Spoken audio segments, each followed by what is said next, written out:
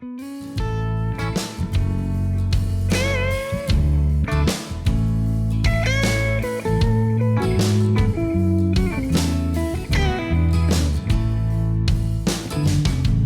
these Biloxi blues, it happens every night. Every old night. And I ain't never met a riverboat dealer that could ever be a friend of mine. Nope. Have Summer not. heat never treats me kind, it leaves trouble on my mind. So I'm bidding farewell, putting in my notice, and I'll see you at another time. Sweet. This highway does not know my name, and I don't care. Nope. No, I don't care. Heading my way for another place, and I got 3 good tires and a spare. Right.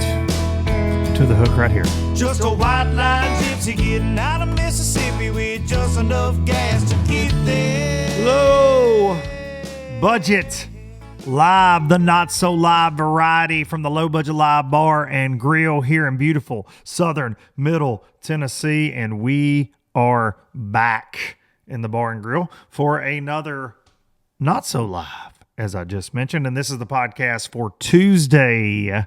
Yes, not a Monday. Tuesday, the 8th day of October, 2024. And I'm a day late because I've been hanging with my kids.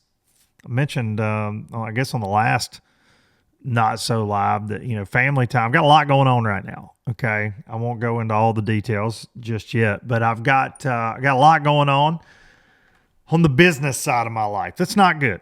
It's not good. So family's the most important thing right now, to say the very least. And spent some time though. It's the kids' fall break, and we went down to Wilson Lake, hung out for a couple days there in North Alabama, and watched my Tennessee Volunteers get the crap beat out of them by Arkansas. Looked like not a fun game. I say the crap beat out of them. Pretty close game, but it was just it was not what they wanted. I have no doubt. And watched Bama get beat by Vanderbilt. The world is crazy. Watch Michigan get beat. But anyways, we went and watched some football, hung out by the lake. We fished about 3 days-ish, me and Hudson and Ryder. And so I was fishing yesterday and did not get a podcast done. So I apologize, but here we are. Here we are on Tuesday. Got a good one today for you, in my opinion. On personal news note, Hudson Duncan, my firstborn, turned 17 years old on 10/10 on Thursday. I mean, yeah. Just not handling that well, guys. He's bigger than me. Just big old boy. And he's turned into just a freaking young man. But he and I are going to go see, for his birthday on Friday night, we're going to go see Sturgill Simpson together. And the coolest thing about being a dad for me is being proud of who my kids are, all 5 of them. But for me, getting to hang out with them, man, I mean, like my kids are truly some of my closest friends. And I mean, obviously that's not how you want to parent, I guess some people would say, but there's a definitive line. I think they know I'll check them up too. But I love, and I say friends, what I mean is I love hanging out with my kids. And as you get older, for me, like that's more important than, like, I've got some dear best friends in life that I get to see, not near as much anymore, but dude, I love the time I get to spend with my kids. Like they are, and especially they have a lot of the same interest as me. And I try to be open-minded into the interest that they have that I'm not interested in, right? Whether that's video games, which I played a lot when I was a kid, but I try to kind of mix it up with them. They love so many of the same things I love, and music being one of them, fishing, obviously the outdoors, hunting.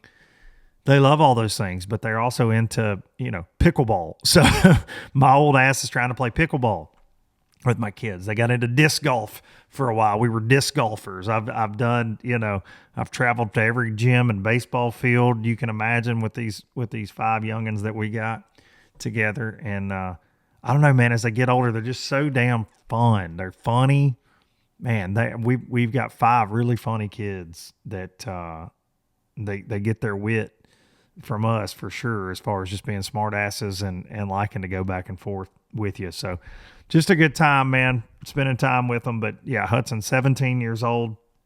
And another cool personal note, and I know some of y'all just skip right past this, and that's fine, but I've said for years this podcast is very cathartic for me.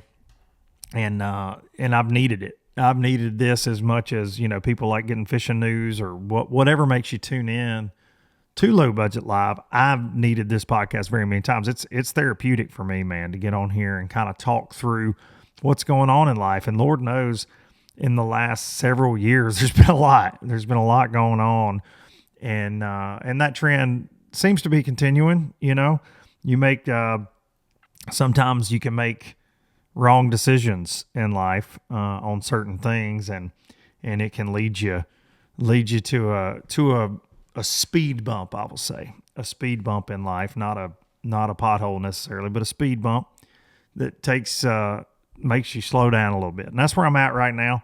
Again, I will fill you in a little bit more on that as we go along. But in personal news, it's very cool. And I get a call from my dad yesterday, and my mom, in about 10 days, it'll be 5 years since we lost her. That's been a focal point on the show. And I've mentioned that having Low Budget Live got me through some of the toughest times in my life, and none tougher than losing my mother at a pretty early age. And my kids losing their grandmother. And damn, man, I miss her. I miss her so much, but all the time. But this time of year, you start getting into that, you're thinking where you were when this happened and that happened. And I go through it every year. There's no doubt. And constant reminders and things like that. And that's a good thing, right? To always have them in your focal point. But really cool phone call from Marty D yesterday. My mother was the Register of Deeds in Lawrence County, Tennessee, where we live, for very, very, very, very, very many years, a selected position. And she had worked in that office before she was elected. I want to think close to 30 years, something like that, working in that. And I don't know, depending on what part of the country you're listening to this in, some people call it a probate judge, but basically you go get your deeds, you file your deeds, you register your deeds when you buy a house, buy land, yada, yada, yada, businesses, all sorts of things. But she was that for very many years. Everybody within that community of, there's obviously one per county in Tennessee, knew her well. She was very involved at a state level with things, and got a call. She's going to be inducted into, they have a Hall of Fame for that in the state of Tennessee. And in about a month, man, in November, they're gonna put her in the Hall of Fame. So pretty freaking cool, man. And I'm doing my best to keep it together right now. It's kind of a crazy phone call to get. It's not something you ever really think about. And I knew my mom was damn good at her job. I knew people loved her very much that worked with her, from the girls in her office that were her girls. That was always what she said. But to people, again, all across the state of Tennessee, man, she was a bright spot. And she's going to be honored, man, yet again. And can't wait to be there front and center to see her getting her due. And wish she could be sitting there with me to see it. That's for sure, but very cool. So I think that's November 18th or 19th, somewhere along there, a little over a month away. And about a month past, it'll be 5 years and a month, essentially, since she's been gone. So very, very heavy, but very, such an honor. And what a way to honor her. Because that was, other than her kids and her grandkids, her work was just that's what she cared about the most. She cared about the people. She cared about, and my mom, like many of us, she obviously she had her faults. Everybody does, but she was just held in high regard by so many people. And I don't think that she didn't do things shady, which is important. I've dealt with a dose of shady lately. She didn't do things shady. She did put others before herself so many times, and I think that's important too. So there's a lot of lessons that I learned from my mom that I try to carry on to this day, and we hope to always make her proud, and Lord knows she made us proud. So very cool right there, to say the least. And I got to share that with you. This is what we do every week. Get on here, and again, I will share more with you as we go along. One other quick housekeeping note before we thank some sponsors and we get into our guest here. Guys, just pay attention out there. If there's a way you can help with any of this Hurricane Helene, now we've got this other hurricane as I record this barreling towards Florida. It's going to be a monster. If there's a way to help, we live in a weird time. Like I do feel strange doing a podcast or talking about college football and different things. And Trey Swindle and I talked about it on the live last week. Like, it's just a weird time because there are so many people displaced. That North Carolina, East Tennessee, Western North Carolina, East Tennessee area is just decimated. It's decimated. My friend Dane Davis started a GoFundMe from my buddy that plays for the Tennessee Vols for that area that's been hit very hard. I know there are ways to reach out where you can get things, not to FEMA, not through the government. You can get things to people because we made some of that happen last week.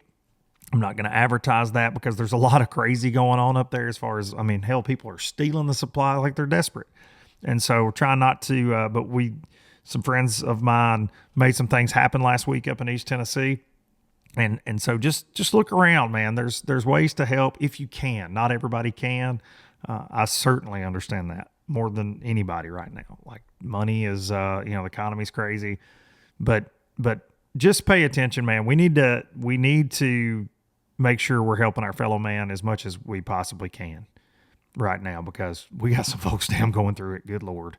It's, mule rides in to bring insulin and medical supplies and baby formula, or helicopter drops because the infrastructure is just devastated in these areas. And I believe Bassmaster Elite Series Pro Jake Whitaker lives in that area. I've been following along with some of his videos he's posted. I think he and his family are all right, but that entire area, like the ground is toxic.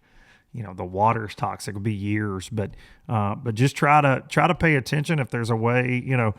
I'm not a big, donate to the government guy, obviously, for obvious reasons. But I think if there's a way that you can find out, and through social media, you have a unique opportunity. You can see individuals that have been personally affected. You can see churches that are taking donations. You can see things like that. If you navigate social media correctly, you can find a way to make a direct impact and help folks out. So that's my rant on that. And God knows, with Hurricane Milton we got coming to that west coast of Florida, it's one of the biggest storms right now they've ever seen in history. Praying that that's not the case when it makes landfall. Looks like historic storm surge, and those folks are just now getting over Helene down there as well. So just pay attention. And I'm saying this for myself too, right? This is not a lecture. Marissa and I actually talked about this last night. You got to find a way to help. I just think that's what being a decent human's about. If there's a way, and this is my platform. So I posted a video about Dane Davis's GoFundMe.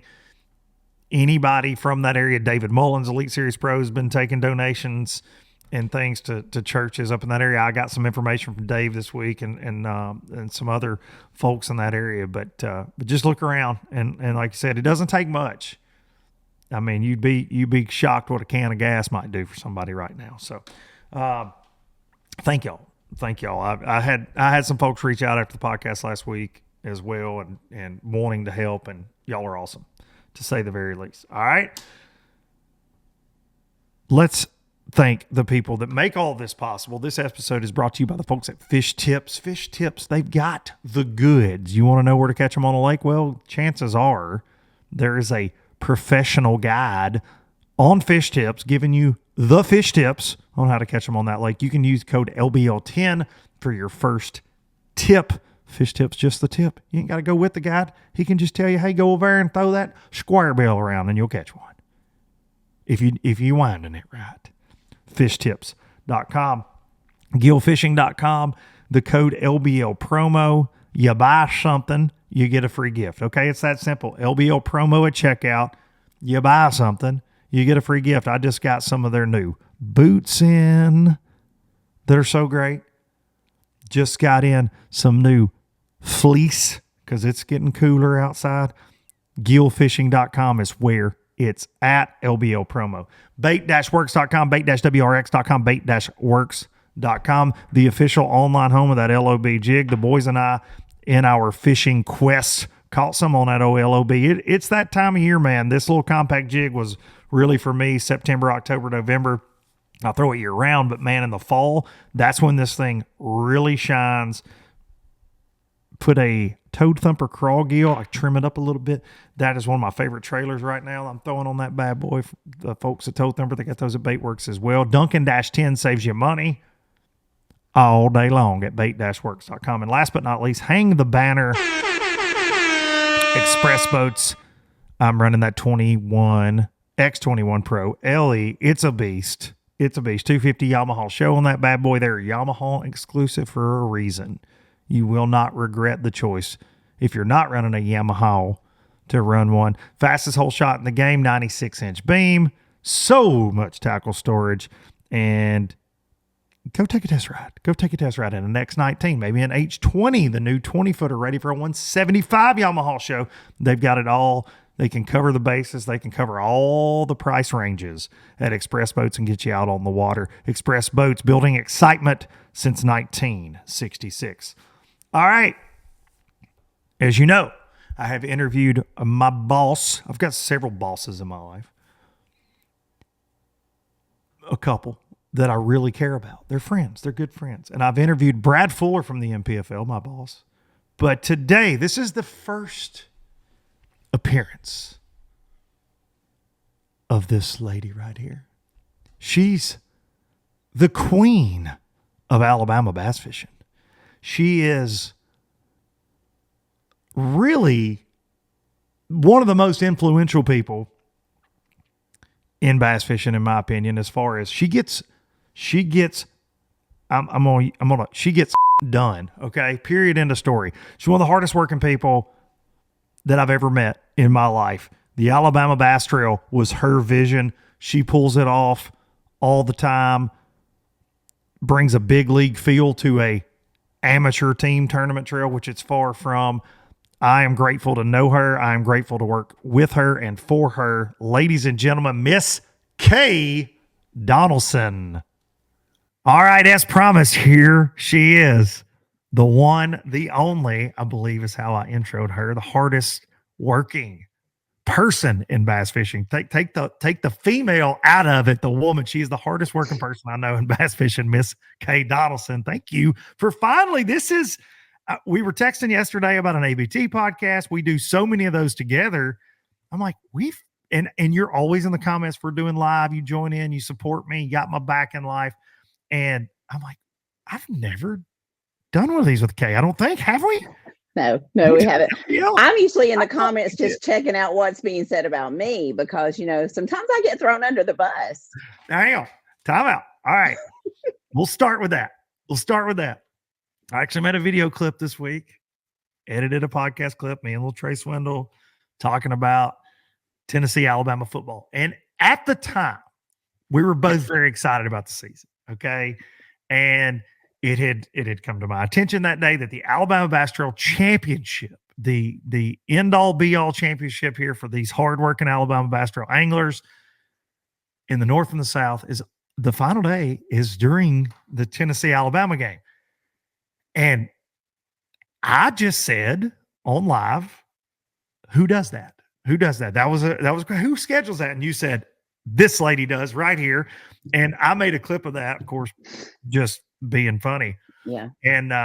And said, would you ever talk to your boss like this on social media? And you're like, yeah, you threw me under the dadgum bus. But I did not realize. And then both of us, if you are an Alabama fan or a Tennessee fan, we had a rough weekend. We that game, it's still got a lot of glimmer. Don't get me wrong. There's still a lot up for grabs, but we both look like pure garbage this past Saturday. So now I don't really even care. No, I don't care. I'll be on stage and we'll just do our thing. And the game starts during our weigh-in. Actually, it's a 2:30 kickoff, I think, or 3:30. One of the others. So I am sure there will be somebody watching it somewhere, keeping us up to date. Yeah, the crazy thing about it is yes, I'm an Alabama fan, but through the years and through marriages, I guess, I've just learned not to give a crap about football. Like, I literally shop when football's on because I have just been drugged to so many games and just had to sit there and deal with it through the bad years, through the good years. And, I am a huge baseball fan. I would probably stop whatever to go watch a good baseball game. And I'm actually a much bigger basketball fan than I am football. So now you get into basketball season, that's kind of when fishing's, kind of on the downside of things. So I love basketball. So I'll probably go head to head with you during basketball season. But I mean, I take a lot of crap from you Tennessee guys, Nolan Spencer, all those guys. They really, Michael Hood, y'all give me a hard time about football. And yes, I hope we beat y'all, but it's not that I'm going to be paying really close attention to it at all. Well, I am jealous of the fact that you don't care, because I, on the other hand, take it way too serious. Like I'm got shoulder pads on, like I'm out there fixing a line up, like me and Hudson on the couch. My 16-year-old takes after me in that, like we're yelling and hollering and like the dogs are, trying to bite me because I'm jumping up and screaming and they think something's. I'm an idiot and I'm a passionate fan, and I wish I was. I wish I just can't. It's something my dad loved it so much. It was my granddad, my dad. It's something I've done. And now, especially with Hudson, like I said, he's so into it. My stepsons, Charlie and Wes, they're so into every Saturday, if I'm home, it's what we do. We're watching college football in particular. And like Hudson has given me so much crap that I'm not going to be home for the Bama game. He's like, do I need to call Miss K? What are we doing? What are we doing? Like, and then we got beat by Arkansas. He goes, you need to go work, Dad. Make us some money. Well, Rob's a diehard Auburn fan, and his entire family is. So he's not really into it this year, as you can probably tell. They're not having a spectacular year. And for the past couple years, I haven't really had to deal much with it. He's like, oh, you want to go shopping? Here, let me go with you. But, I do love sports. I'm an avid, I like people. I like to see good people do really good things. I like to see Jordan Beck from, Tennessee. He went and was drafted. We got to watch him play at Hazel Green. Jake played against him. We've got to see several of the players that went through Tennessee. Ben Joyce pitched at the Trash Pandas, lived in the same apartment complex my daughter lived in. We saw him. We got to see him play at the Trash Pandas. We got to see him go up. So we like to watch people and watch different athletes. I love some of the comments that's come from some of the Alabama players since that loss. I just think sometimes, and I actually think DeVore said this, sometimes you learn more from a loss than you do from a win. I've told Jake Smallwood that.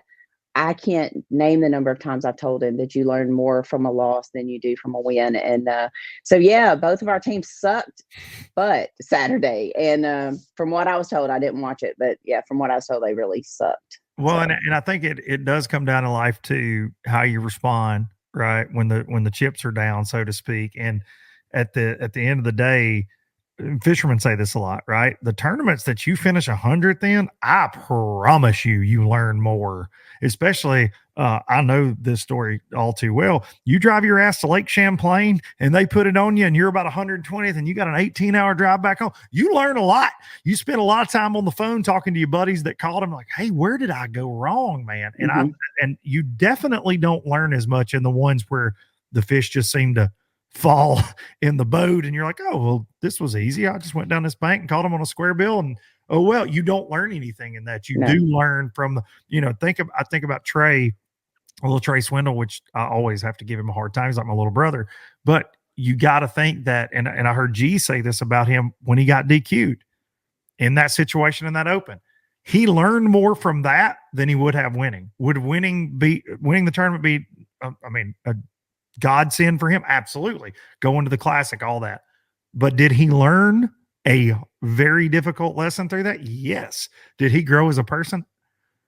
Maybe. I think you might. Maybe we'll see. After that. We'll see. It's still out to be determined. I tell you what, I talked to Gerald several times after that. When we disqualified Trey, it's probably one of the hardest decisions. It was the right decision. The decision wasn't hard. The feeling that I have for Trey and knowing that was his home body of water and how much work he had put into it. But the decision wasn't hard. Anytime you're making the decision that's spelled out in your rules, it's not a hard decision. It's right. the how you feel about that person that really hurts. And, Trey is a great kid, works his tail off. I say this about Wesley Gore too. Like, when you look at those kids that just did it the right way, didn't have a lot of money, started out, he's got G, but G does a little tough love. Like, he kind of does the tough love, situation. And so I do that. Like, I'm Jake Smallwood's biggest fan, but he will also tell you I'm his biggest critic. Same way with him, the same way with Taylor. But that decision wasn't hard. The feeling after it was horrible. And even Trey said, you did what you had to do, Miss K, and you shouldn't feel bad about it. Gerald said the same thing. You did the right thing. He said, he'll never make that mistake again. So yeah, he's got to read the dates that he's supposed to be on the lake and not supposed to be on the lake. And before we move on from that, I will say the funniest thing, he was sending me pictures that day, crushing them. And he's like, man, this is so good. And he said, he kept noticing that there was nobody else. There wasn't a bunch of boats running around that day. And him and Daniel, he's like, damn, there's really nobody practicing. It's kind of crazy for an ABT week or whatever. Right. They weren't allowed to be on the water because it was off limits. And he's like, oh no. And you had actually seen, he put something on social media somewhere. Instagram. Yeah. And well, you were like, Trey, are you on? The crazy thing is we sent the email. We always send our emails out on Monday. Well, because I knew there was an off limits, and we don't have off limits on a normal tournament. And since we have an off limits for the championship, I said specifically, we're going to send the email out on Friday that clearly states that the off limits is Monday, Tuesday, and you can be on the water safe daylight no earlier than 6 a.m. on Wednesday. And so we sent it out on Friday, and that didn't have a whole lot of people call or text about it. And so we just went on about our business. And Monday afternoon, I'm sitting there and I scroll on Instagram, and he's towing someone in. He's being a good Samaritan. That's right. And I sent him a message. I said, tell me you're not on Smith Lake. And he said, yes, ma'am.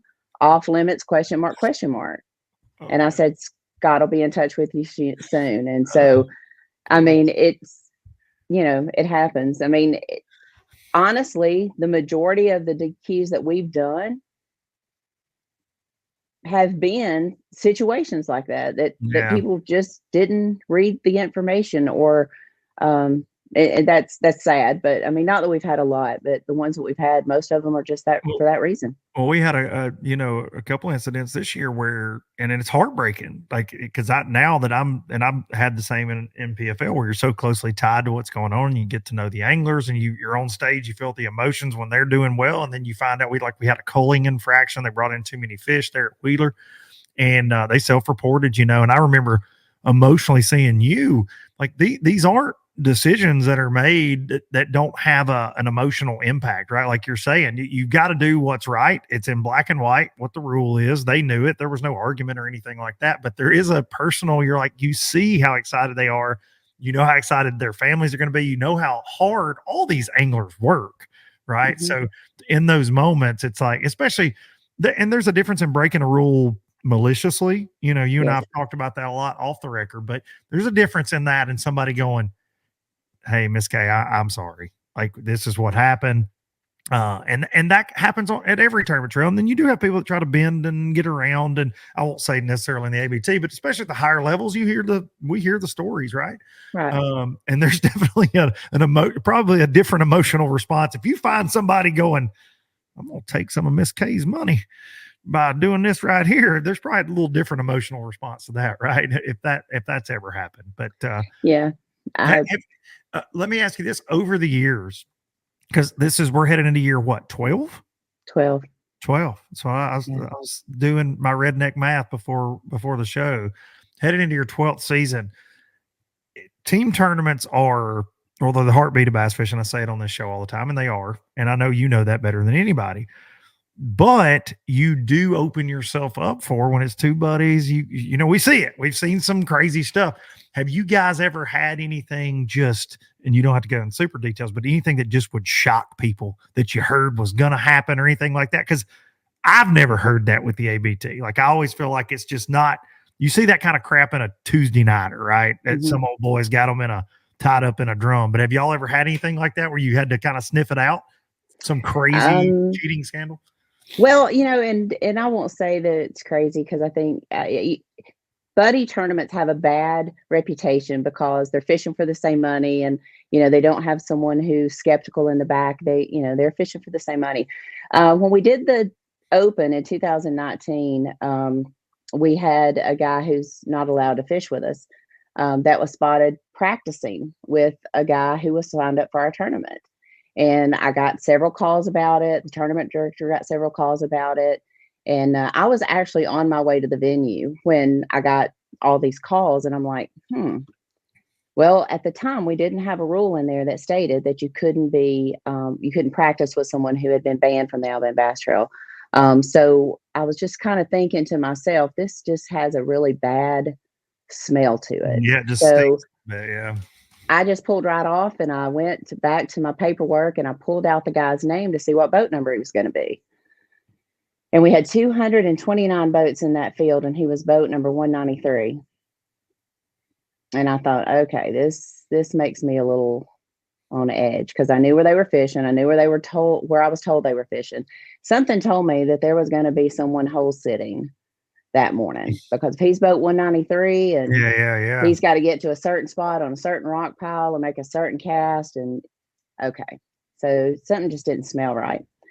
So sure enough, I start getting phone calls about 7:15 that morning that this person is sitting there, will not let anyone close to him, not making a cast, not doing anything. And as soon as boat whatever got there, he pulls his trolling motor up and leaves. So we wait till he gets back. The guy files a protest. He's made aware that there's been a protest filed against him. He dumps his fish and he goes home, and he never comes across the stage. Had about 17, 18 pounds. Jeez. And the reason that he didn't come across the stage was he knew if he was protested and disqualified, he would no longer be able to fish Alabama Bass Trail events. Oh, that's right, because leads to a ban. Yeah. You know, and if you're disqualified from an event, like Trey was, off limits, we disqualify him. He didn't take home money because of anything that he did. We make the decision to allow him to fish again. But if he would have come across the stage, weighed those fish in, then he would have been disqualified. We wouldn't have let him fish anymore. That would have been the decision. So that's 100% why he didn't do it. But the funny thing is, he's never attempted to fish with us again. Nobody wants the fury of Miss K on that. Like, fool me once, right? Like, that's not okay. Yeah. And that's not okay in the least. Yeah. And there are people who have not passed polygraph exams. We've seen that play out here. I think part of that is, in my job is, we have to maintain the integrity of our trail. We have to put our best foot forward to keep everything moving in a positive direction. Nobody wants to think they've gotten their money taken. And so, we have to make decisions based on how we feel is best for the trail. And that's what we'll continue to do. We're not going to base it off one polygraph exam, but we are going to be very strict on who we allow into the Alabama Bass Trail. And I think we've done that for the first 11 years, and I don't see that changing anytime soon. Well, and I think that anybody that fishes with you, and there's a lot of them that have been there a long, long, long, long time. We talked about that not long ago. You got folks that have fished every year, they know. And I always felt this way when I fished it early on, and then fishing the 100s with Trey, no funny business. Like, I never felt like I'm against the 8-ball. And look, I've fished a lot of tournaments. Bassmaster Opens, I've fished FLW Tour events. and no knock on anybody within those organizations. I've got a lot of dear friends. But there were a lot of times where I felt like I was up against funny business. And I think that people right down to the Elite Series this year or BPT or whatever, they feel like that there's a cloud sometimes, right? And I never felt that with your trail at all. Like I just never have. And I think most people, if they're being honest with themselves, would not have anything negative to say, like, well, so-and-so.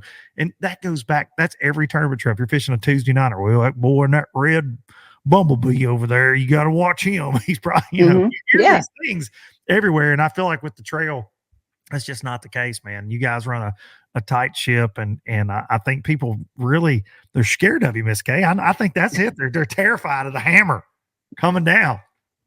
Well, you know, when we started this thing almost 12 years ago, I had zero knowledge of the Mobile Delta, had zero knowledge of all the oxbow lakes that's there and what's off limits and all that. And it really took a lot of just really talking to other tournament directors, talking with people at the Fish Down There Forever to understand that whole system down there. There were people there that had been disqualified from other tournaments. There's been people who failed polygraphs down there as well as up here. You know, you give people a chance to do you wrong, and when they do, you just have to put the hammer down and not allow that. So, unfortunately, we've had some people that we've had to disqualify from the Alabama Bass Trail. But I think the thing about it is we haven't backed away from doing that. We are going to stand our ground. The integrity of this trail and honoring the money that people invest with their finances and their time is just that important. You know, we're not going to allow any funny business. I've had several tournament directors that stood by that as well. Very hardcore. You know, can you disqualify someone if you have to? We have had to do that. And you know, I'm very proud of the reputation that the trail has. I'm proud of Clay, who set the standard when he started. You know, Scott Dobbins did a phenomenal job when he was here, and John and Daniel are doing a phenomenal job now. We talk about rules. We look at trends and things that are happening in the industry, and we're just not willing to bend, break, or twist our rules. And the people that want us to do that know not to sign up. They just know that. And we've had people that didn't sign up, you know, because we wouldn't change the dead fish rule, or we wouldn't change this or whatever. So, but yeah, the same since inception too. So things like that. And I know that gets argued from time to time still, like to this day. When I've been on site, you get some old boys like, well, I don't know why the damn dead fish penalties is. Well, buddy, it's been like that since 2013. So, and how you don't know it. That's what I don't understand. That's what I would say to any angler, and is if you're fishing any trail, if you don't know the rules inside and out, you should never go, oh, that's a rule. Oh, that's what that is. Especially if you've been doing it for a long time. That's just negligence on your part, because you're paying money to do this. Your hard-earned money, you're taking time out to go do this away from your family. Like, know the rules inside and out, because knowing them could lead to an advantage or a disadvantage for you. Like, you need to know what you're up against. Well, especially Kelly J. Like, come on, man. You know, Kelly J. last year, they lost Angler of the Year for a dead fish penalty at Logan Martin. I remember him telling me that. Literally, not only did he lose South Angler of the Year, he lost overall angler. So that was an additional $5,000 bonus. John Pollard and Dallas Weldon had the same thing happen at Lake Jordan one year. Fish care is very important to us. That's why we only allow you to weigh in one dead. And, you know, so we're very staunch on that. Anything that's going to have branded Alabama across it, you know, we're very serious about it. And anglers who don't read the rules and understand that are in for a very, very bad awakening when they come to that bump sink and Mark tells them they have 2 dead fish. No doubt about that. And it's, you know, live coverage makes that even harder. We saw Shane and Eddie Jewell. We sat there and watched them just have a phenomenal day, get to the tanks. They go from almost 26 pounds down to 19 because of 2 dead fish. And they had a phenomenal day, and we witnessed it on live. But to see that outcome because of that, but you know, the fisheries are special, and 225 boats is a lot of boats. That's right. I say that 100 times a year. I know it's a lot of boats. That's why we spent $92,000 last year on brand new fish care equipment. That's why it's one of our largest budget items in our entire budget is fish care. All the chemicals, the time, the people that we put on that tank is very, very important to us. I can attest to that. Standing there, running my mouth. Fish care is the utmost importance, and fishing the ABT. If you know the rules, which I did, that creeps in the summertime. You're fishing summertime. You're checking on those suckers. You're all but giving them mouth to mouth. You're making sure if you've got one that you hook weird, I don't care if he's a 5-pounder. You're like, yeah, man, if he's bleeding a little bit. That thought process, like you're constantly worried about the fish. And I'd say most fishermen that fish tournaments, we are all the time, anyways, regardless of the penalty we're trying to take. Nobody wants to have a dead fish, but when it's so severe. And for good reason, you got to pay attention. When you talked about, you mentioned there, like when the ABT came about, I don't think I've ever, and I know publicly you've probably talked about this a lot, but for the low lifers, 12 years into this thing, take me back 12 years, take me back 13 years, because everybody knows Miss K with the Alabama Bass Show. I see all over the place. But where did this idea come from? And why were you so passionate about it? On June 22nd, 2013, I had a fishing rodeo for a foster kids home called Brentwood Home down in Montgomery. That was Governor Bentley's wife at the time. That was her platform. She really focused on foster kids. Her secretary reached out to me and said, hey, we'd love for the kids to be able to come out and just enjoy a day of fishing. They don't get to do that very often. And, we'd like to do that. So we started working on that project. But in the meantime, Governor Bentley attended the Alabama Student Angler Bass Fishing Association, the ASA-BFA championship at Lay Lake. And he came and we sat there and we talked about it. And he was just amazed at the amount of people that came to a high school bass fishing tournament. Like he just couldn't get over it. And so that was about a month ahead of us actually doing the foster kids thing down in Wetumpka. And we sat out under a shade tree in some Academy Sports and Outdoors, like little fold up chairs. And we were sitting there drinking a knee-high. And he looked at me and he said, Kay, have you ever thought of putting on bass fishing tournaments at all of the lakes that are on the Alabama Bass Trail? And I said, honestly, Governor, no, I haven't. I said, I'm one person. I said, we have a very small budget at the time, probably less than $40,000. I said, no. I said, I don't have the time, the budget, the manpower, anything. And he said, well, what do you think it would cost? I had no idea. No idea. Well, he didn't let that go. He said, won't you go back to your office and put a pen to paper to it and give me a call in a couple of days. Let me know what that's going to be. So that was June 22nd. And this is the governor. The governor, Robert Bentley. This is the governor of Alabama. Oh, yeah. So first phone call was to Brent Crow. Brent and I had been friends a long, long time. I knew he fished a lot. I said, hey, is there any way you might can meet me at my office tomorrow? And I knew Jody Harrison at the time with the Fish Life Group. I give him a call, and we all three got on a call on that Sunday and talked about, okay, what are we going to do? What are we going to tell the governor? This is just stupid. We can't do it. What are we going to do? And so that Sunday turned into Monday night, working until about 10 o'clock, and Tuesday night, working until about 10 o'clock. And then on Wednesday, I sent a letter, was preparing to send a letter to ask for $100,000 of startup money to the governor of the state of Alabama. As I am actually finishing the letter, his Secretary of State called, Mr. Perry called and said, hey, the governor's looking for a letter that you're supposed to send him. And he said he hadn't received it yet. And I said, actually, I was just about to put it in a FedEx envelope and send it to you. He said, well, if you don't mind, would you scan it into me and then send me the hard copy? Oh, of course I can. That'll be just fine. Well, it's 10 o'clock on a Wednesday night and I'm sitting in the office. I'm not even gonna lie about it. Dude, I didn't know how to use the scanner. Like I had to call the VP of operations and go, how do I even use the scanner? Like I didn't know. Scanned it in, sent it to him.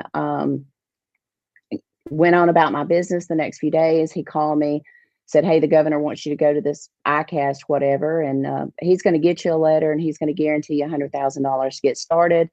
But there's two things. You cannot use it for the purse. So I couldn't use it for payout. And I could only use it to develop a website, to buy advertising, and to hire a consultant for 6 months. So I would go to be 1.5 people for 6 months. So I went to ICAST in July, started working. I had a 20-page PowerPoint presentation, and took it around to a bunch of people, and I think I had 36 appointments that year. About killed myself. My poor toes and feet were just, it's terrible. Terrible. Because you weren't wearing comfortable shoes. Let's just be honest. You weren't. No, you weren't. I wasn't. I was dressed and had heels and all the things. And so I did about 36 appointments, walked out of there thinking that I'd gotten about $100,000 secured. But I knew I had an appointment the next week with Phoenix Boats. And so I had to prepare for that, and went back to Phoenix Boats. And this is probably to me, one of the funniest, but this is the story that made me passionate. Up until that point, I just felt overwhelmed. And I just didn't know what my purpose was. So I got back home and I prepared to go to meet Phoenix Boats the next week. And Brent Crow was going to go with me. He's going with me to help me, garner all these relationships. And Chris Dutton had gone to work for Phoenix, and he called me the night before and he said, "Hey sis, I just want to put something on you. If you come up here tomorrow and the answer is no, it's not personal. It's just, I think that Teresa and Gary think I'm all about this because you and I are so close. So if it's no, just know it's not personal." And so all night long, I lived with that, it's going to be a no. Thanks, it's going to be a no. Going to be a no. Yeah. But I really, in the grand scheme of things, I think he had my best interest at heart. So, I get in the Alabama Bass Trail truck the next day. I plug in my iPod, and I just start singing all the way to Winchester, Tennessee. And I'm a terrible vocalist. Would not ever be allowed to come to the Fat Rascals ever. Hey, you were an honorary member of the crew at the Classic at the Low Budget Live. Let's just be honest, but continue. You were there for the duration, Miss Kay. I was. You were the life of the party. But I sung everything from Amazing Grace to Genuine's Pony. Like, I went through the whole gamut, dude. Like, I did Winona Judd. It's just no telling everything. You pulled up at Phoenix bumping Genuine. I probably did. So about 5 miles before we get there, Brent cuts the radio down and he goes, "Do we need to talk about what we're going to say? I mean, are you even prepared?" Like, he's just like scared. And I said, "Dude, I can't talk about it or I will just get nauseously sick." So I turned the radio back up. We got there, went in, and Gary and Brent sat on one side of the table. Chris Dutton, myself, and Teresa sat on the other side of the table. I went into about a 30-minute long proposal, and I showed him the letter from the governor that he was giving me $100,000, that he was bought in. He wanted this to happen. And Teresa kind of slid her paper across the table and she said, "Have you ever seen a boat be built?" And I thought, I've been in a boat about 10 times in my life. I surely haven't seen one built. So she took me on a tour. I was amazed at the process. Like, I would have never been able to even fathom what that was like. That's how there are two pieces of this thing that they get put together with a few screws, and then we go 75 and miles. then you go 75 on the water. Like, I was amazed. It's crazy. Yeah. I was amazed. But we get back in the boardroom, and again, she pushes the PowerPoint presentation kind of to the side. Gary Klaus looks at me and says, "Are you going to allow Alabama rigs?" I said, "No, sir." He goes, "Okay." Teresa looks at me and she says, "Kay, I think I speak for Gary, myself, and our partners that we want to be involved in this, but we want a 3-year deal." I couldn't form I just couldn't talk at the time. I told her I'd be happy to do that. Let me get her contract drawn up and I'd get it to her as soon as possible. Walked out of there, got in the truck, drove to the end of the road, pulled over, weeping uncontrollably, crying uncontrollably. And Brent looks at me scared to death. He goes, "What in the hell is wrong with you? Why are you crying? You just had a sponsor say they want a 3-year deal." Can we just listen to the pony again? He goes, Brent Crow's thinking, can we just listen to Amazing Grace and stop the crying? He goes, "I don't know how you women do this. Like, what the hell is wrong with you?" And so it was we didn't have a boat signed up. We didn't have a great logo yet. Oh, yeah. We didn't have a website. We didn't have anything. Fake it till you make it. Basically believed in this right here. Yeah. They believed in that I was going to make this happen. And I got a fire under me that I can't even explain. When someone believes in you and they're willing to put their brand on your back, if you don't understand that and you can't comprehend what that meant to a girl who knew nothing about her. I had recruited bass to come to places, and I had set the porta potties up, and I'd got them some camera boat drivers, but to do it from registration through handing out checks to updating points to keeping all that together to, understanding, it was a lot, and I'd never done it before. So that started the fire. That's where that started. I remember that was June 22nd. We met with the governor. 3 months and 8 days later, I'm standing on the steps of the Capitol on this trailer that was god awful ugly to begin with. When Brent went and looked at it, brought it back, he said, "This is ugly. You've got to come see it." So I did. And, that story too, I mean, a church in Minnesota had it. They had been donated from the Walleye Trail. They had donated it back in the recession. They weren't able to really utilize it. They were going to do inner city concerts and outreach and all the things. But because of the recession, the church didn't have the money to do it. They took it to a Caterpillar dealership there in Brainerd. And they called me. They said, it's going to take about $1,500 to get it up to DOT specifications for you to bring it back to Alabama. I said, okay. So I called the church and negotiated $1,500 off of it, sent Brent and a CDL driver up there. They drove it, paid the man, brought it back. And we used that trailer for 10 years, paid $11,500 for it. We sold our 1996 Top Kick that brought it back. Took them 2 days to get it back because the truck was not nearly big enough to haul this thing. So we sold the truck for $4,500. And so, we're down now around $6,000 is what we spent on our trailer. And we used it for 10 years. And I just saw things like that happen for the Alabama Bass Trail that made me feel like we were doing something we were supposed to do. We announced registration on September the 30th of 2013 on the steps of the Capitol at 10 a.m. The night before is a Sunday night. I drove to Montgomery. I looked at everything, made sure it was all set up the right way. Went back to my room and threw up all night long. Just nerves, dude. Like just nerves of what the hell was I doing? I don't, and see, the people listening to the story, you've got to understand, I work and have known Miss K from the inception of this and before. I used to see Miss K at BFL registrations when I was a kid, when you were working with tourism there, and all the lakes I'd see you around. And I've known of you, and we've known each other when I was at TH Marine, and I was around you in meetings for some of this. But this side of you that you're telling right now, you're somebody I look up to so much. I consider you a great friend, but I don't see the nerves in you. You are full of piss and vinegar all the time. You are, hey, this is what we're going to do. Hey, you here, that you are great at directing traffic.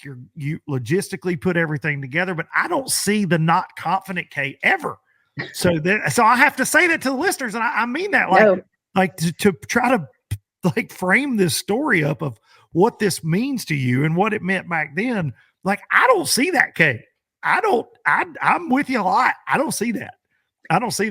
So that's incredible. Everybody tells me that. Everybody says, you're so intimidating. You're so intimidating. I literally threw up so much that night. And got there the next morning, and I see Big Daddy Lawler in the crowd, tears strolling down his eyes, Mr. Jimmy Brock, something coming to Camden, Alabama that they treated like the Super Bowl, really. Yeah. You saw the impression and what you meant to them, and what the Alabama Bass Trail means to Camden, something totally different what it means to Guntersville. I mean, so you got to see all that, but nervous. I didn't want to know, because we opened registration that day, and we used a little registration software called Reg Fox. It was really cheap. I think we paid $3.99 for it. And it was cheap, dude. It was hard to manipulate. And, so Angie came up to me. She goes, "Do you want to know how many registrations you have?" And I said, "No, I don't want to know until Monday. I just want to I don't want to know right now." So we ended up that year, we sold out the North Division in 72 days. Jordan Lee ended up being the last person that signed up. And then he had to back out a week before the tournament because the opens came out and they were on top of 2 of our events. So he had to back out. And then you have Brandon Staggs and Jerry Wright get that spot. Okay. So you're a week before the tournament. We had 3 days of single digit weather. You was there. I was there. I remember. I've never been that cold. I'm still cold from that week. 38-degree water temperature in creeks on 38 degree. And a lot of them frozen over. Yes, ice. Seabold Creek, ice. Mink Creek, ice. If you've been to Gunnersville and you know these creeks, well, think about them where it looks like there should be a shanty, because it was no joke. I mean, it's a half-inch thick in places like you couldn't run your boat through it without screwing something up. I promise. Right. It's funny because I never dreamed of salting and sand in the boat ramp. Like that never dawned on me because it was so new to me. I think my adrenaline was going so high, but we did have 3 days of single digit weather. I think when we blasted off, it was around 19 degrees that morning. Didn't feel that way because my adrenaline was so high. My daughter Emma sung the national anthem. Yeah. So I remember that very vividly. And then to have everything go off with basically no problems was just a shock to everybody, I think. It was good. We went a month later. We went down to Mobile and had their first tournament. It went really well. But the second tournament really got me because now I've got to go to the hotel room an extra night and I got to manually figure AOI numbers because we didn't have the system we have now. So I think going through that and seeing the growing pains, and then the next year buying a software that was actually able to do that has really helped. And, technology is great when it works. But yeah, just the seeing that Brandon Staggs, I want to go back to that. Brandon Staggs, Jerry Wright got in because Jordan Lee couldn't fish. Wow. They got in the week before the tournament, won that tournament. 32.03, I think, is their winning weight. Is still the heaviest weighted Alabama Bass Trail tournament to this day. And they had a 10-13 big fish. And a broken trolling. And a broken trolling motor. Fish largely without, they're both friends of mine, and fish largely without a trolling motor that day when they were catching them. Like, just talk about just godsend stuff, like just insane.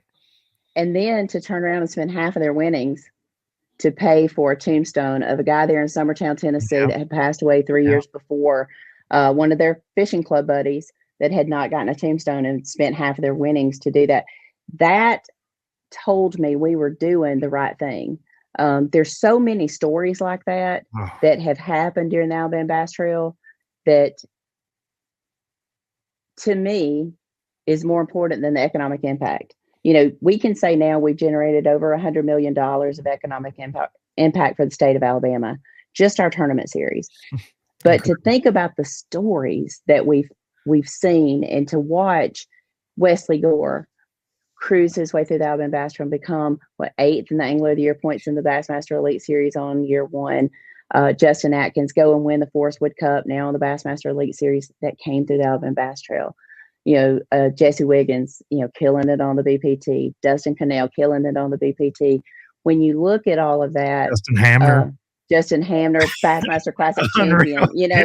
It's so crazy to me, the kids that came through our trail. And when I see people like Noah and Cole Godwin, and I see Connor and Caleb Miller, and I've literally watched them grow up. CJ Knight, watched him as a freshman in college, now, Angler of the Year in the South Division. When I see those stories, to me, it's a life well lived, and it has totally not the direction K Donaldson was going when she came into the tourism industry. I totally didn't see it the way it's gone, but there's so many stories like that I'm so thankful for in this journey.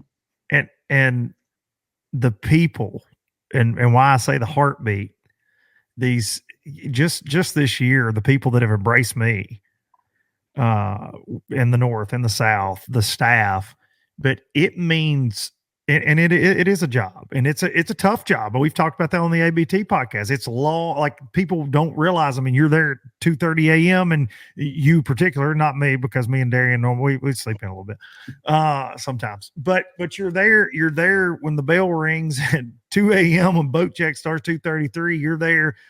We do the live, we do all the things, and then you're still there whenever things are getting torn down that night. Like, it is an extremely, extremely long day. It's long weeks leading up to it. The prep work and things that go in, and it is a job, right?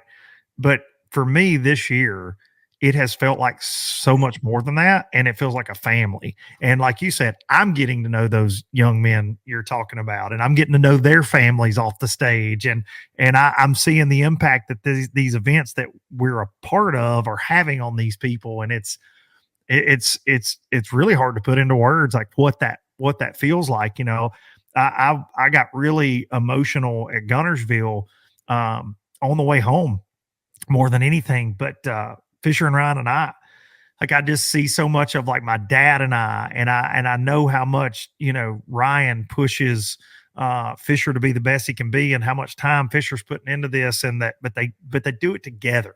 And for them to win that tournament, you know, he's a high school kid, and they beat, you know, all these just stone cold hammers on Gunnersville in this event where, you know, boat number is so important. Like, there aren't big schools everywhere. So many factors that went in, and everybody called them that day, and they came out on top. But watching the emotion, I was walking by Fisher on the way to the truck and leaving, and like the dust is settling. They're tearing the trailer down, hugged everybody's necks, and he had his hands on his face, and he was sobbing. And it just floored me, because I saw so much of a young, you know, me, and I'm like, damn, man, like, this is like, to a lot of people, it's like this podcast, it's just about bass fishing. It's just fishing. It's fishing. Why do you take it so serious? You know, I've been asked that in comments. Oh, it's just fishing. No, it's not. It's not to the people that love it. And it's so much more than that. And for trails like the ABT and so many others out there that, like, man, you do impact people's lives. And it's just, I don't know, being a part of it is I'm so grateful for it. But those stories, man, I think about is silly. And I love to give her a hard time, but Sugar Walker in the South bringing me donuts, bringing the crew donuts, and leaving notes. You better make sure y'all give Luke these donuts, because I'm not there when they get there or whatever. Like, simple things like that. It just and you, for sure, going into your 12th year with it, like, you have watched people grow up. You've watched their kids grow up out in the crowd. You've watched, you know, we had a little boy at down at Cooter's Pond this year, and I forget, and I'm blanking on his father's name. They were fishing. Who was that? Colt Boyette. Colt Boyette. Yes. And he was 2 years old and just obsessed with fishing. And I said, hey, come here. Somebody weighed in early. I'm like, come on. We netted one out of the tank and let him hold up a bass for a picture. And he's like, and I thought, that kid's going to cross this stage. And that was Father's Day weekend. And I'm like, that little boy right there is going to cross this stage. Like, that's going to happen. And seeing that and knowing that, hopefully we're still, you know, working. Yeah. We're still working for the Alabama Bass Trail. You know, hopefully the Alabama Bass Trail is in the direction it is right now. And we get to see that. We get to be there when he does that. That is that's so crazy to think about. I'm so glad you brought up Sugar Walker, because I called her this year, like the third day of registration. I was like, hey. She goes, I'm waiting on payday. I said, you're always on day one. Like, I know that. I know if Sugar Walker's name is not in those first 4 or 5 registrations, I'm concerned, because that's how loyal she is and how much she enjoys it. And she says, we haven't won one yet, but our time is coming. And I love that. I've seen the heart of Alabama Bass Trail anglers when Rex Chambers passed away, and the Deep South fishing team, they had known him through 5 or 10 tournaments. They raised $1,000 for his family, gave his family $1,000. And when you see people turn out, when my mom had her stroke, and the amount of love that we were shown when Taylor went through his heart attack last year, the amount of love and compassion that we were shown through that, I hope that I can give our anglers that. And watching some of our ladies go through breast cancer this past year has been really tough. You know, we've had A number of our anglers, we're going through it right now with Terry Tucker. I got to talk to Terry last week, and he's in it. He's in a fight for his life, and he said, "I'm waiting on my miracle." I'll be honest with you. People ask me all the time. I remember Caitlin Thompson asked me this year, "Why do you get to the boat ramp so early? What can you possibly have to do at 2:30 in the morning?" I am a firm believer that if you want to ask someone something, or if they want to come to me and ask me a question, if they want to come to me and bitch, I should be there. I think a lot of times organizations make decisions when they're not there experiencing it. 1,000,000%. They make decisions sitting in an office, not with the right information. There's information you can only get if you're there. If you're experiencing boat check, if you're experiencing launch, if you're experiencing blast off, if you're experiencing weigh-in, if you're experiencing the fish care behind the scenes, how many tanks do you have? How many air compressors do you have? What G-juice are you using? Until you can involve yourself in every element of the event, live, if you're experiencing that social media interaction, if you're experiencing everything that I'm experiencing, what our team goes through to set up, what our team goes through to tear down, what our live team is going through, what are they experiencing on the water? Until I know what 14 degrees feels like, and I'm not sitting in my office back at home, you can't make good decisions. Man, that looks cold. Right. Yeah. That looks like that sucks. Cold, but y'all do your job and don't gripe about it. I firmly believe that until you engross yourself in every element of your business, how do you sit back in your office and make decisions? Some people still don't agree with my decisions. That's been obvious on TikTok and Instagram and wherever, and that's okay. But you cannot say that I make a decision based on something I am not fully engrossed with. I am engrossed with the anglers. I am engrossed with our team. I'm engrossed with the city that we're there helping support. I'm not in an office making a decision that's going to affect my team that I'm not experiencing myself.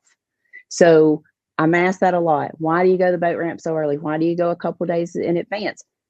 A couple years ago, we were flooded at Cooter's Pond. I called the Parks and Rec director and I said, "Hey, I've got an idea. I think we can pull this event off if we just make a simple change to the way we do this." Within 24 hours, they had built a platform, got us over to the water, got us to the floating docks. But if I hadn't got there on Wednesday, I would have had no idea about that. Mm-hmm. And so I feel like that I can't make good decisions unless I am fully engrossed in it. It has nothing to do. This is what I get most of the time is you're a control freak. You're just a control freak. You just want to control everything. No, I have to make decisions. And until I can fully invest myself in it, I don't make those decisions.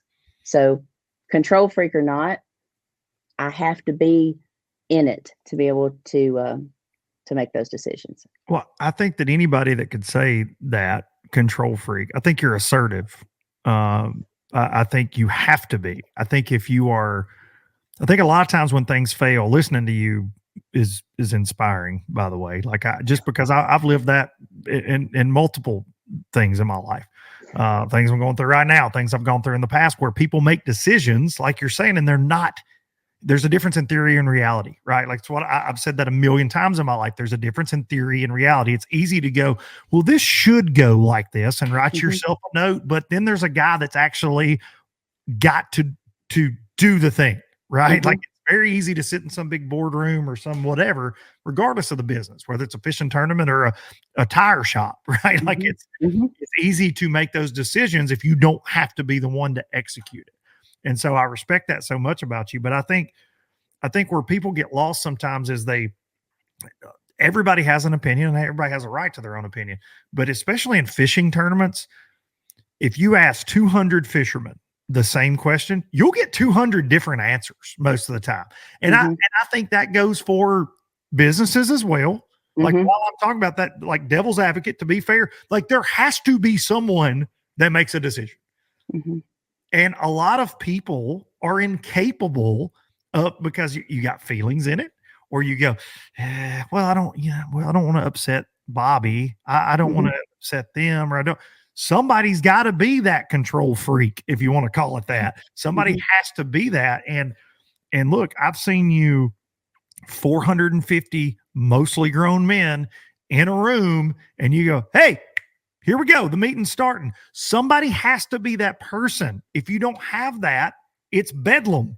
It's, you know what I mean? Like, so I think anybody that could say that in a negative light is, they're just offended because they didn't get to make a decision. Maybe I don't know. But when I hear you though, the reason also I want to tag this on that, when you listen to Ms. K's story, going back to sitting under a shade tree with the governor and going back to being scared to death and puking all night before the first registration and going back to getting a meeting with Gary Klaus and Miss Teresa at Phoenix Boats and them offering a 3-year deal. That's why you get to be assertive. That's why you get to be the control freaks, because you've lived all the good, the bad, and the ugly. And most people don't.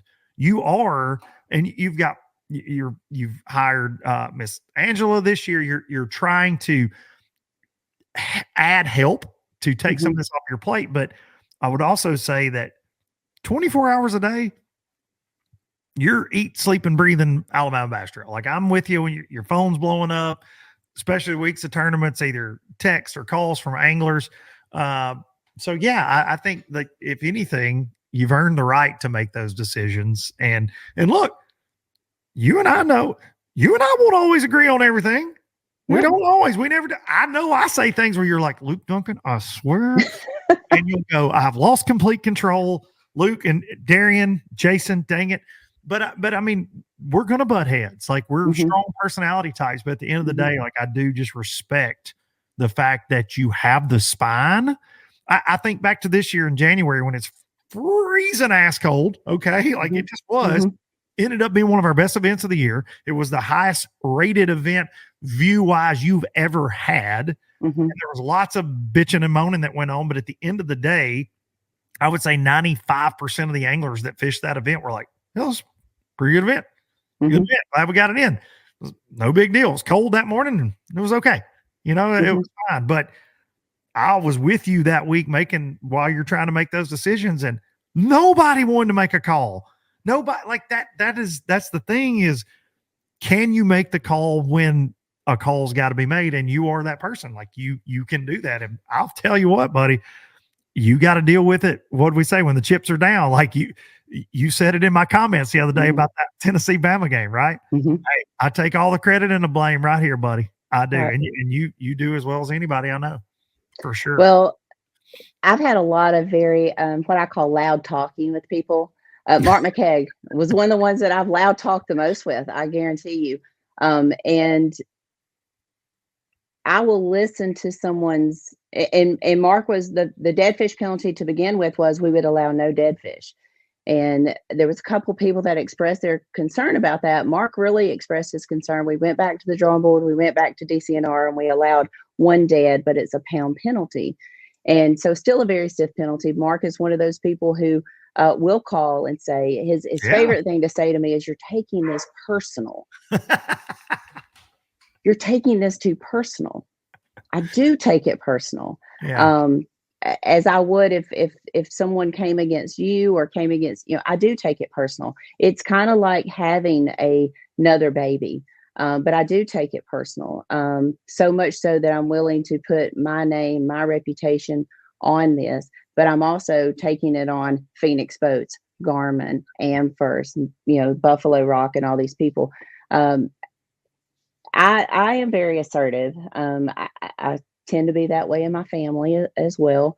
I know at Logan Martin a couple years ago, Jake was running golf carts for us because of COVID and baseball was suspended. And a guy got in the cart and he looked at Jake and he goes, "So you're Jake, the baseball player?" And Jake said, "Yeah." And he goes, "Is your mom as big a hard ass at home as she is out here?" And Jake said, "Well, a couple things. I'm the baby. So I'm not the right person to ask. But if you went and talked to Emma, she would tell you the same thing." And I have been extremely hard on my kids because I know what their potential is. And I guess that's how I feel about the trail. I know what our potential is, and I know what some of our future endeavors are going to be. And to build bigger, you have to be stronger at your base. And so that's how I feel. We've got to have a very strong base to build bigger. I think there's great potential on the horizon for the Alabama Bass Trail. And I'm not throwing shade at other organizations when I say that, but I remember going to an event one time and the leader of that organization having coffee in the hotel lobby. And I'm coming back from blast off. I'll just say it. And I spoke to the guy and I was like, man, the great blast off, great. And he goes, I wasn't there. And I'm like, wait a minute. It's the biggest event of the year. How the hell are you not there? And I just feel like that. I feel like you have to be in touch with your people. And that's where you're going to be in with your people. Again, I believe having a very strong base, you can build bigger and you can build broader if your base is strong. So no doubt about it. And I love that. I think that it also speaks in registration numbers and things. And what was it, 7 minutes in the north or something this year that is sold out? Funny thing is, I still stress about that. I'm sitting here setting up.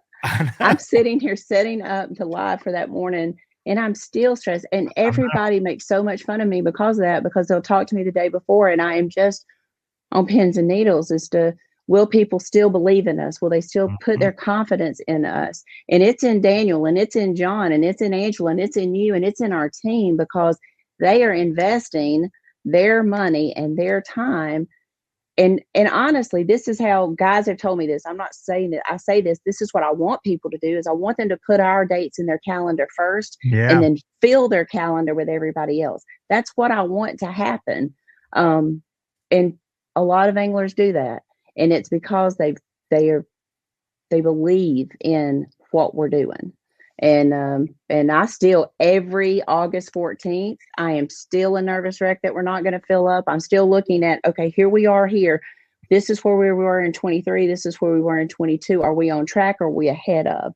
And so I'm always looking at that. I'm a very simple person when it comes to numbers. I don't have a lot of charts and things. I just have a notebook. I bet you, if you could see the amount of notebooks that I have, they're all in the floor. Oh, dude, they're all in the floor back here. Like, I'm a writer.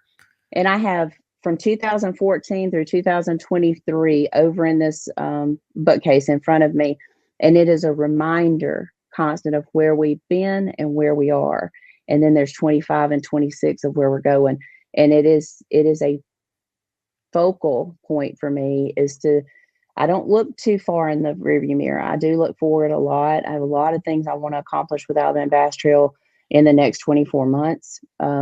So I got a lot of work ahead of me. We've got a lot of work ahead of us. But it's an exciting time. And for a year that's been just riddled with controversy in the fishing industry, I will say I am excited about the future of bass fishing. I'm excited about the future of the Alabama Bass Trail, in a couple of things that we have on our plate coming up. So anything you want to announce? No, I'm just kidding. Behind this door, here we go. I hope we have an announcement at ICAST this year. I hope we have. There's a lot of work being done right now in the background, so we'll see. I have a lot of ideas, but you're a dreamer. You got a lot of big dreams, for sure. I do have a lot of big dreams, but I'm also a realist. I mean, the economy that we're in right now is pretty tough, and but I've got now, I don't know, I had 3 months and 8 days from the time the governor said he wanted to do something to the time he made me announce it. He set those dates. I had nothing to do with the date we announced it. He said, hey, reserve the capital for June, or for September 30th. So honestly, a lot of my passwords are 0930, just because that date is so important to me. A lot of my passwords are that, but I have some notebooks that's got some ideas that I think will work, and I've got still some people to talk to. But I think the time that you stop planning and you stop having very tunneled vision, I think you've kind of just you need to move on to something else if you're in something that doesn't excite you. Or scare you a little bit too, right? Like, I think hearing you say that, you still get nervous. I mean, anxiety sucks, and being but I'm the kind of person that I I don't want to say thrive necessarily, but I like that challenge in life. I think that's why I'm so ADD and I'm involved in so many different things is I get bored pretty quick. Like if I'm doing the same, okay, clock in, out, do this, I'm going to do, okay. I like to be challenged. I like to be scared. I like to be nervous. I think butterflies are a good thing. Very much so. Other than the fact that the literal butterflies reminds me of my mama, but I think getting butterflies in your gut is a good thing. It's a good thing. I think you need to be a little bit on edge. Like, all right, is this going to go good? And I can think like this show. Every time we do a live at the Classic, and you've been, I think to everyone we've ever done, I never, ever. This is a small scale compared to anything you do, but I know the low lifers. I know so many of them. I see the comments. I see the numbers. I know they show up. I see them supporting the sponsors of the show. But every time we've ever done one of those, every time before I hit record, before we walk on stage to play, I just assume nobody's going to show up. I just always like, hell, hey, people are like, you think a bunch of people are coming? Hell, I don't know. I mean, I really don't. And then you look and it's like fire marshal code at every one of them we've ever done. And you go, whoa. And guess what? In Fort Worth this year, I'm going to go, shit, I hope some people show up. I mean, I'll feel the same way. I don't expect it because you're guaranteed nothing in life. Right. Like we know that. Right. You're guaranteed nothing. So it's good to live that way, I think. When the 10 or 12 people that came to me and wanted me to start the ABT 100, I had said, I don't have another startup in me. I really didn't feel like I had another startup in me because starting out in Bass Trail was by far harder than raising any of my children. And we'll just go on record. I mean, Emma gave me a fit raising her, and she'll agree to that. I mean, she's right downstairs right now, but she'd agree to that. But starting out in Bass Trail was one of the hardest things I ever did. Probably because of the time of the year of my life or the time of the season of my life of having all those kids and trying to raise them and doing a mediocre job at best at that. But I had another state come to me and said, hey, won't you do this in our state? And I said, no, honestly, I appreciate it. I'm very flattered. I just don't have another startup in me. A year later, I'm announcing ABT 100. My phone rings again and they're like, hey, I didn't think you had another startup in you. The Alabama Bass Trail 100 was, really 10 guys come and saying, hey, we want something that's higher stakes. We want higher payback, want fewer boats. I don't want to fish against 225 boats anymore. And a lot of them that fish that don't fish the 225 anymore. So that was another, okay, I still have this anxiety over that as well. It has done phenomenally well, very successful trail. I'm really excited about next year's 100. I'm excited about that schedule. Oh, but I'm like you. I think you got to have a little bit of butterflies. I think the things that you love the most and the things that you can really get fired up about and be a little scared of is what drives you. And that's kind of how I live my life in my personal side of things. And that's kind of how I live life on the Alabama Bass Trail. I cannot recognize our team enough. When you look at people like Mark Brown, who's been the bump sink guy for forever, and he knows the consistency that K Donaldson wants at that position. Frank's been with me all but about 2 tournaments. I think one time he had COVID and one time he got married, maybe 3. I think one time he had a baby, but he's been with us every event. He's been with us every year, and fish care is so important to him. And I remember giving him the drawings of the new fish care tank, and just like a kid at Christmas, he just was so excited about it. And I was too. I mean, $92,000 is not an easy check to write, but it was so good. But I just look at all the growth that we've seen over the years, all the families we've seen grow up, go for live coverage from literal iPads and earpods. That was our cameras, and that's what we did. And we actually lost one at Neely Henry, to going to the live view cameras and the backpacks and the full-time production. Yeah, full-time production on a hell of a show. It's insane to me that we're doing that now. And when the live team came to us, I said, I know y'all do live stream, but have you ever taken that, put it on an aircraft carrier? And they're like, no. And I said, so you've never done anything on water? No. But they've learned with us and they've grown with us, and it's been a lot of fun to see Darian come back into the fishing industry, because I'm just going to tell you, like, when you leave the fishing industry, sometimes you do have like, I'm done, dude. Like, I'm out. Yeah. I'm not doing this anymore. I want to do something totally different. And I was really leery of even approaching him about coming and being a part of what we're doing. And he just, like, the minute it was just like, it was just a natural thing. You and him and y'all's chemistry there, your friendship, and then Jason, it's just so good. And then Noah, so much fun. Oh yeah, oh my so gosh, talented, such a good dude. I'm like, okay, I know somebody's gonna steal him away from me just any time, but dude, when I first saw his stuff, I'm like, oh yeah, he's good. And then he's just totally taken. Oh, every season he's better. Yeah. And his wife brings cookies too, so that's always good. That's always a doubt. warm treat. Ben Cole, little timid Ben, when he first started, had no cold weather clothing and just frozen. To seeing him and what he's doing and how much it's expanding his business is, I have no problem with people using Ben at Steady Link Media. I want them to use him. I want his business to grow. It's just been fun to see the amount of people and companies and people we've been able to impact through the Alabama Bass Trail. It's been really cool. There's no doubt about it. It's you should lay your head down at night very proud, and I know that you do. Let's talk real quick before we go. Alabama Bass Trail Championship. It's on the Tennessee-Alabama game. Say that again. We kick things off, though. If you're in and around Lay Lake, you come out to the weigh-in, come hang out. We will be at where will we be? Beeswax Landing. I almost said what's the other one? That Paradise something? It's Paradise Point. I almost said that. Yeah. So that's Beeswax. We're going to be at Beeswax. Yeah. The 18th and the 19th, 2-day event. First day's on Friday the 18th. And then we finish up on Saturday the 19th. Somebody's going to take home a lot of money. More money than you and I are going to take home that day. Yeah, for sure. That's what I said about the 100s. I asked you, is there a way I could fish the 100s and MC? I'll quit at 12. Is there a way to do that with the schedule next year? Especially, I was like, really? Trey called me and he's like, you freaking traitor. We're Wilson and Gunnersville. Are you kidding me right now?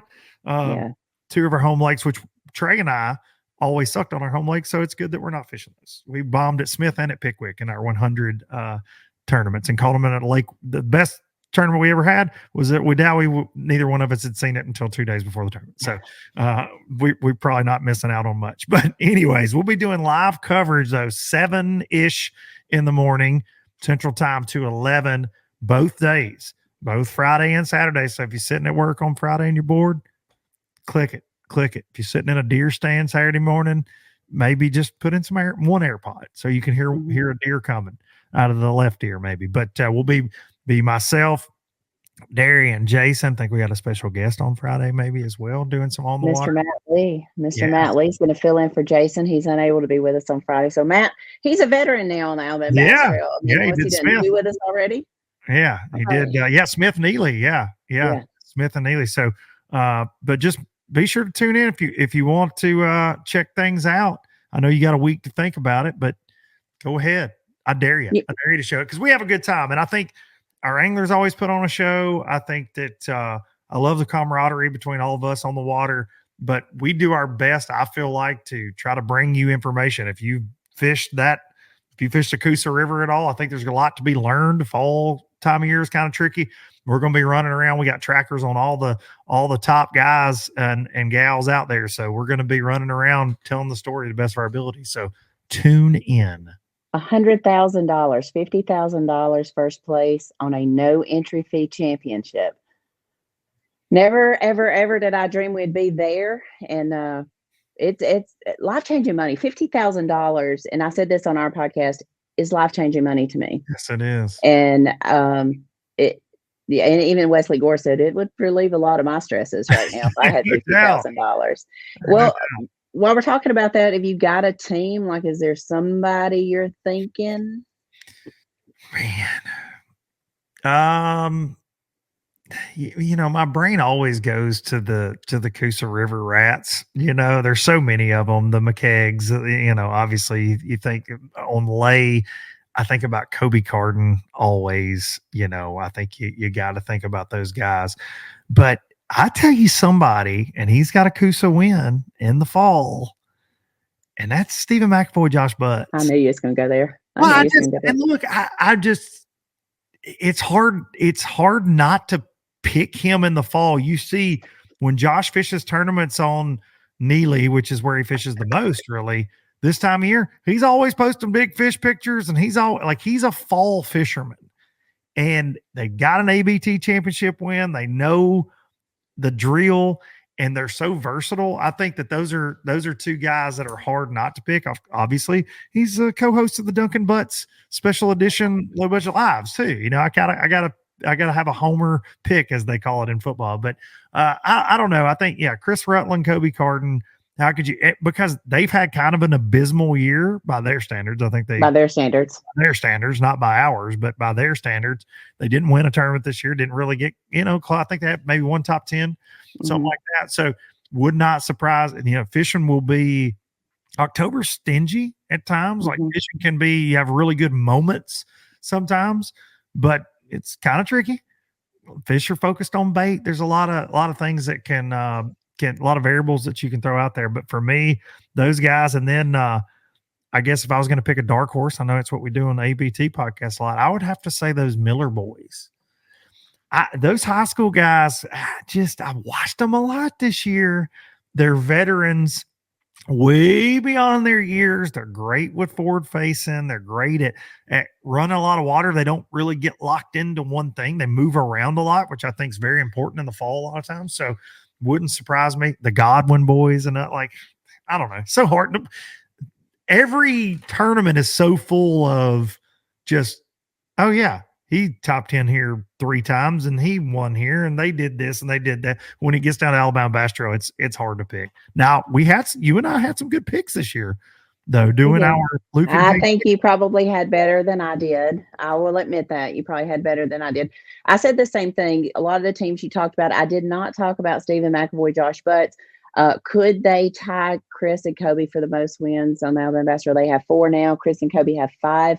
4 of those came on Lay Lake. So you can't count them out. You can't. Crazy statement. Can't count them out. But 50 grand on the line on a lake you've won on that many times. You think they're going to be ready for this one? Yeah. Oh, yeah, they're going to be ready for this one. I do think Stephen and Josh will do well, if not win. I said the same thing. Cole and Noah Godwin. They had such a good year. They were so close at Jordan when Josh and Stephen won. They were so close at Eufaula that same year. They were so close at Eufaula this year. I just think they're due. Like I know that they've had to have this circled for sure. Chip Bradley and Nick Harris. I think they're a team that I would watch as well. And then some guys that we always watch, Josh and Paul. I think they're going to be a little different from everybody else that we've mentioned because they are going to slow down and pick apart places that maybe guys zoom through and don't stay there very long. So I think, they're. How are we leaving out CJ Knight and Anthony Goggins? I did not. I have CJ Knight and Anthony Goggins. That just hit me. I was like, what are we talking about? Yeah. Well, we're going to have them on the Best of show. And I had to sidebar Anthony and say, hey, no wig. No, don't bring the mullet. Don't bring the mullet. But in the other side of that, Justin Bussey and Ben Webb had such a great year and they're such competitors. I think they'll bring it. It's going to be real interesting. I think Lay Lake is kind of one of those lakes that's just barely on the border of the South. It could really be considered either way, but it's going to be a fun tournament. 171 teams, I think, register or qualified for the event. I think we'll be right around that number, and it's going to be a lot of fun. And we're going to give away $100,000+ and hopefully some Phoenix bonus money be given away. And somebody's going to walk away with a whole lot more money than Miss Kay's walking away with that day, but that's okay. I got to start figuring out how to cut side deals. I've tried to do it all year. Hey man, I'll stop the weigh-in right now if you'll give me a cut, and which I do not have the power to do. But hey, I try. to pull a plug. I tried to pull an extension cord where the power goes out. I could try something if you give me a cut. So with the stakes going to 50,000, I got to try to figure out how to get in there.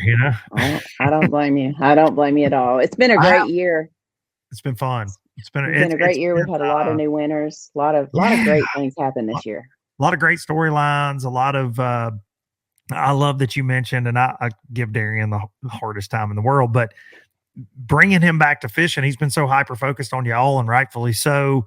And he and I were just lockstep on so many things, working together at TH Marine, and he's like my little brother. And when he left, we didn't see each other as much, and we talk a ton, but don't get to see him as much. So this year, that was a carrot for me and for him too. I think he would if he was being honest. I think he would say that. Just getting to hang out.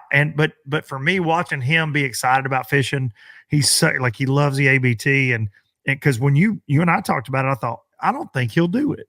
I really, for a little bit, I thought, he's so busy, but man, he's been so fired up just to talk fishing and be back. So that's been cool. Working with Jason's been just such a good time. Like us three giving each other crap on the water, off the water. So much fun with the entire crew, from Noah to John, Daniel. I mean, Ben, I can't, I'll leave somebody out. I'm sure it's too many to name, but we don't have a bad egg other than Darian. Really, he's a bad egg. It's so funny. Most people don't know the story that Darian and I did some stuff with Hayden Fishing Team back when he's 15 years old, couldn't drive yet, and we're out there, putting out those fish attractors and all that kind of stuff. And then he takes my daughter to prom, her junior year. Yeah. So, I mean, like, he's been a son of mine for a long time. He actually was the very first videographer that we hired. And he and Hannah were just starting to date during that time. That's how far back Darian and I go. And so when I refer to him as my son or think of him as a son, dude, seriously, like, I've been a part in and out of his life for a long time. So amazed at the dad that he is, the husband that he is, and then that he can turn that business Darian off and then get right into this fishing. And I think watching some of his heroes kind of fish and do and see what they've done. But probably one of the best moments in Alabama Bass Trail history for me was when they won, because they 100% did not think it. You could kind of tell they didn't. And then to be able to tell them, hey, dude, you're in the championship, you won an event. There was no way they were getting in that championship otherwise. That was just one of the coolest moments that I've ever experienced. And it's just really cool. There's 1,000 of those stories, though. And we got to relive that this year with him. He brought his damn trophy. You brought him a check. It was this whole thing during the Gunnersville broadcast. Like, he just wouldn't shut up about it. He's like, oh, look, this is floating down the river. Look at this trophy right here. I won here in June. It was great. I hated every second of it because I like to give him a lot of crap. But he did freaking win an Alabama Bass Trail, and I can't say that. So he's like, Luke and Jason, how did you finish when you finished here? And idiot. We do love Darian, and he's got some big things coming up here in the next week or so. The world. Literally, the world is fixing to get to know our Darian Craig and y'all Sweet Tea through Shark Tank. So he made that announcement, but he's going to be on Shark Tank, and I think that airs the 18th, that night of the 18th of the championship. So we'll get to find out all the dirty details on that. But things are well in the y'all Sweet Tea world. There's no doubt about that. Hey, maybe it's going to have to be the y'all Sweet Tea Alabama Bass Trail presented by Phoenix Boats. That's what I'm going to tell him. Hey, if that happens, I'm getting a damn raise. Understand that. Okay, if I got to say y'all Sweet Tea every damn 5 minutes, buddy, no ma'am. Okay, like, we're renegotiating. Right then. Hey, and for the right money, I'll put a damn y'all tattoo shoulder to shoulder across my chest and go bear on the damn stage. I don't care. But understand, if we got to say y'all all the time, and he gets video clips of Luke Duncan to use all the time, so he can go, oh, look, he's my bitch. He's my spokesperson. Yeah, he's my bitch. He's my bitch. Because that's what he would say. Okay. So we're renegotiating. Okay. That's right. Okay. All right. I'll take that right into my kidney up here. Yes. Just put it to the side. If y'all comes on board, we're renegotiating. Okay. All right, ladies and gentlemen, I would say go check out the Alabama Bass Trail social media. You can do that. It won't do you any good to try to sign up for a tournament because they're all full for next year, but there's always next year for 2026. So if you want to be involved, and look, we got people from 13 different states? 13 different states. So come hang out with us. It's a good time. As you can tell, we do like to have fun. We like to give each other a hard time. And more importantly, make sure every angler has a great time with us is the goal of every Alabama Bass Trail tournament. And I think we do a pretty good job of that. I'll just say it right there, Miss Kay. I think we do. All right. with your leadership, no doubt about it. I appreciate you letting me be a part of it. I thank you for finally doing this. I kept you forever, but this was, man, such an interesting conversation. You and I know bits and pieces of the story, but like, thanks for being so open and honest with us and sharing the tale. That's awesome. Well, I hope you don't lose subscribers over this little deal that we just did. Listen, buddy, I've lost them at times and I've gained them at times. And at this point, if we did something today to run them off, then they got their sensitive panties on. So I appreciate you doing it. Thank you so much for having me. It's been a lot of fun. We got a date next week. Everybody, the one and only Miss K. That's all she wrote with the one and only Miss K. I can't thank her enough for finally. We do a lot of podcasts together over at the Alabama Bass Trail, but she's never done LBL. She's always in the comments. She supports everything that I do. She's always paying attention, and I appreciate her so much. And hopefully I get to keep my job for another week at least, because I enjoy it so very much working with that ABT team over there, and looking forward to Lay Lake. And again, like we mentioned there, check it out. We're going to be live on the 18th and 19th from Lay Lake with some stone cold assassins, trust me, running around trying to catch a bass. We'll be out there chasing them around as well. Appreciate each and every one of you tuning in. Sorry we're late. I know everybody gets used to the Mondays, but sometimes life kind of shifts things around. I appreciate y'all being patient and always showing up and showing out. I'm going to take you out with some Biloxi Blues, and I will see y'all next week. See. I never could make it last. Spanish moss and Civil War ghosts, well, I'm gonna leave them in the past. Any direction, Lord, I'll be fine. It don't matter east or west, north, south, wherever the wind blows, I'm leaving those burdens at rest. This highway, it does not know my name, and I don't care, no, I don't care. Heading my way for another place, and I got 3 good tires and a spare. Just a white line gypsy getting out of Mississippi with just enough gas to get there.